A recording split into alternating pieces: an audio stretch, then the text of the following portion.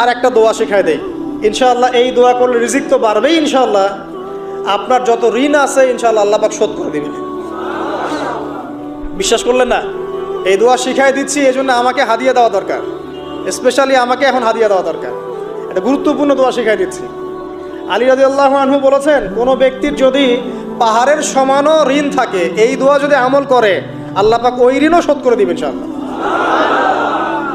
আমার সাথে বলেন, দোয়াটা হচ্ছে আল্লাহুম্মা ইকফিনি বিহালালিকা আন হারামিকা ওয়া আগনিনি বিফদলিকা আম্মান সিওয়াকা।